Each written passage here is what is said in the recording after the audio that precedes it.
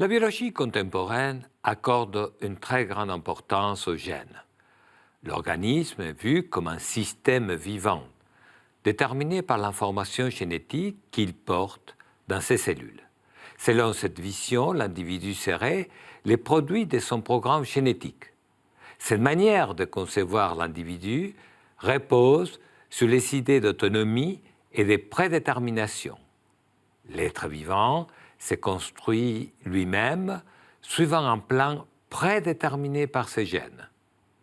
Interpréter de manière excessive les pouvoirs des gènes revient à croire que devenir, c'est devenir ce que nous sommes, c'est-à-dire ce que nous devions être de notre naissance.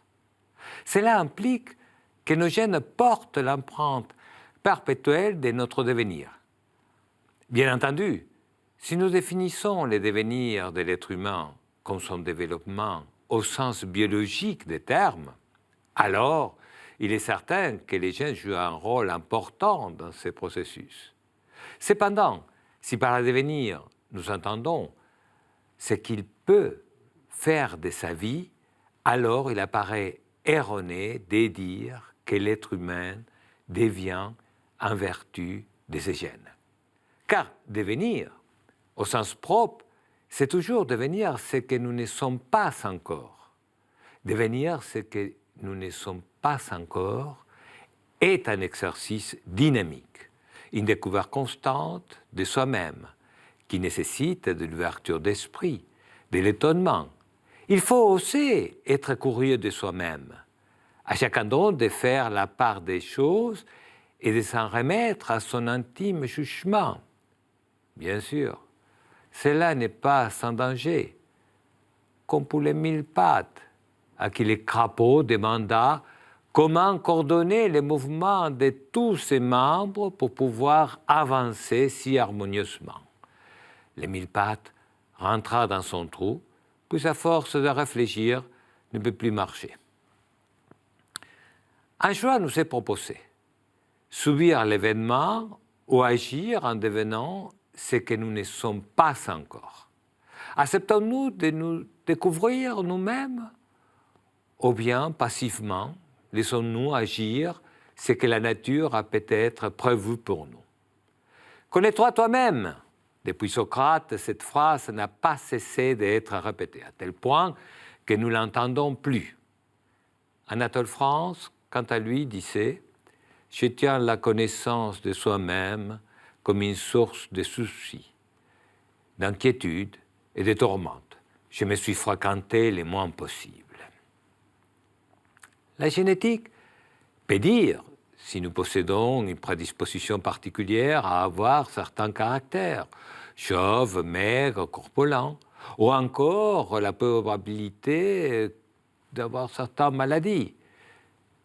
Plus les progrès de la génétique et de la biologie se développent, plus nous pouvons prédire quelle sera la conséquence de l'expression de nos gènes. Cela hante nos esprits et peut nous rendre prisonniers de ce que nous appelons de façon peut-être excessive la médecine prédictive. Croire que nous deviendrons ce que nos gènes déterminent est très réducteur. Et à l'heure actuelle de nos connaissances, cela manque peut-être d'humilité. Car nous connaissons seulement 25 000 gènes véritables, c'est-à-dire 3 à 4% de l'ADN total. Peut-on prédire la fin de la symphonie inachevée de Beethoven ou de Franz Schubert, ou encore imaginer l'épilogue de romans de Gustave Flaubert, Bouvard et Pécuchet? En génétique, le décryptage du génome humain représente un ouvrage de plusieurs volumes.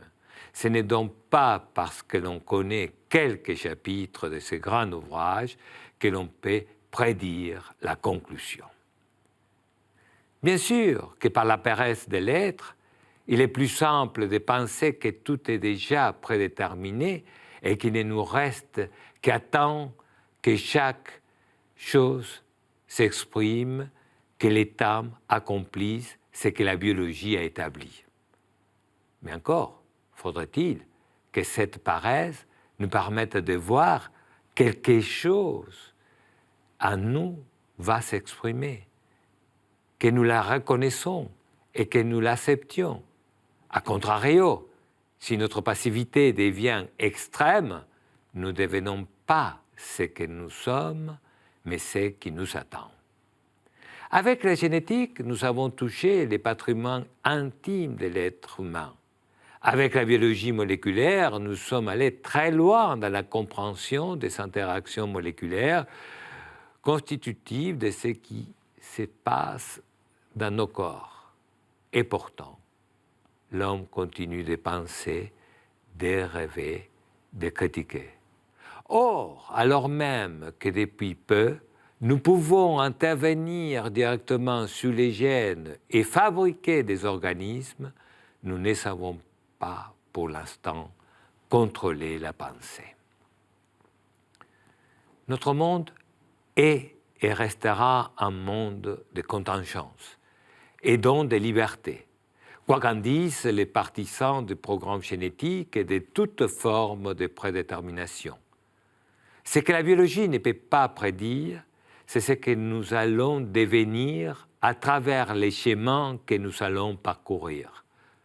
Autrement dit, c'est la liberté d'être nous-mêmes tels que nous l'entendons et insoumise à ce que dictent nos gènes.